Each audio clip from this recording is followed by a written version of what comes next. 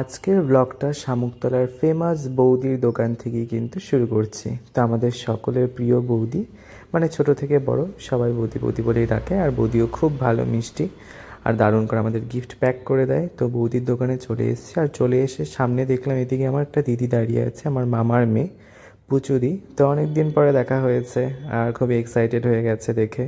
তো আমি একটু পুচুদিকে আমার ভিডিওতে আমার ব্লগে নিয়ে নিলাম সিটিং শাটিং করে। তো যাই হোক, এদিকে বৌদির জামাই মানে বৌদির বর মানে বৌদির মানে আমার দাদা যাই হোক, তো দাদা কিন্তু খুব সুন্দর করে গিফটের প্যাকিং করছিল। আজকে কারোর একটা বার্থডেতে যাচ্ছি, তো অলরেডি ফটো পোস্ট করেছি, তোমরা দেখতে পেরেছো কার বার্থডেতে যাব, আশা করি গেস করতে পারছো।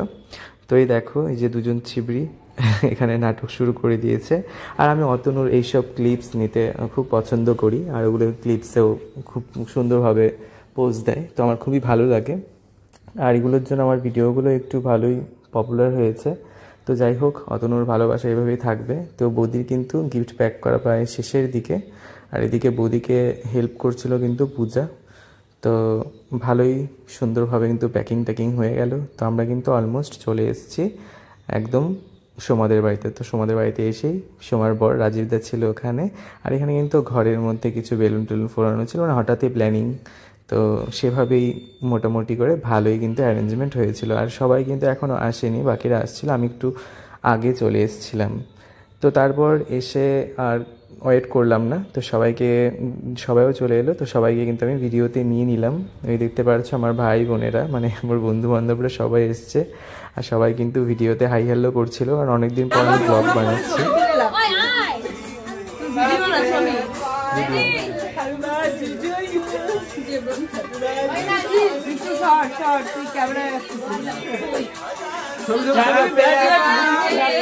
Happy birthday to you. Happy birthday to you. ওই বার্থডে গার্লকে এটা কাকে দিচ্ছিস?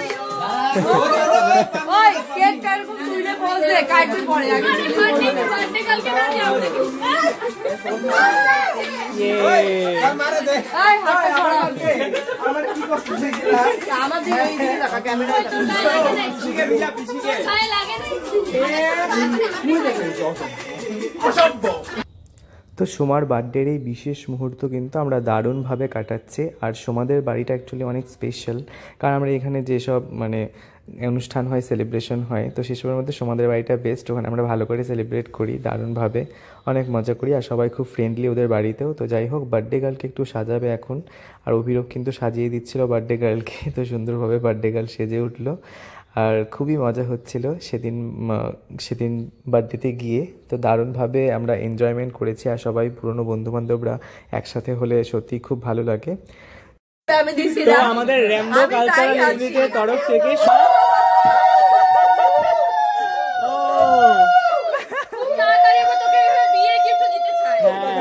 এটা খোল, ওপেন কর, ওপেন কর, কি আছে আমরা দেখাবো।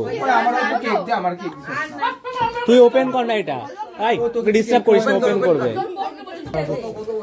তো সোমা কিন্তু এখন র্যাম্বো কালচারাল ইউনিটের দেওয়া উপহার ওপেনিং করছে। কেকটা হইছে সরা দিব দে দে কাই না কাই দিয়ে দিব তো কেকটা তুই কোলা খাই দিব আমার মা নাইয়া ও বাক্সটা ভালো তো বড় ভিডিও করব, শর্ট ভিডিও করব। তার উদন আগা কালা হই দিব, ওইটা আবার শুকায় কেক বানানো যাবে।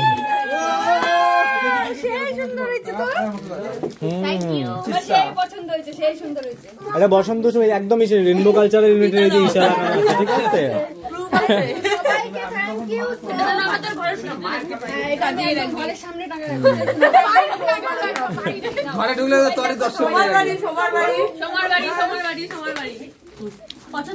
সোমার বাড়ি জিন্দাবাদ। এই তো কয়দিন পরে হোলি আসছে, সোমার বাড়িতেই তো মেলাটা হবে।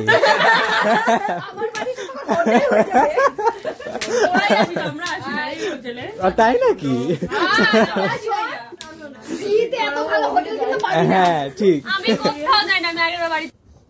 তো অবশেষে যেই কারণে অ্যাকচুয়ালি আমরা অনুষ্ঠানে যাই, তো সেই মুহূর্তটা চলে এলো, মানে খাওয়ার জন্য। এই যে দেখতে পারছো অতনু আর নীল কিন্তু খুব সুন্দরভাবে খাওয়ার পোজ দিয়ে দেখিয়ে দিল ভালো করে। তো আজকে কিন্তু মেনুতে ছিল ফ্রাইড রাইস আর চিকেন আর স্যালাড ছিল। তো চিকেনটা এত টেস্টি হয়েছিল, মানে অনেকটা খেয়েছিলাম। তো সবাই কিন্তু খাচ্ছে খুব মজা করে, আর আমার চিকেন খুব ফেভারেট।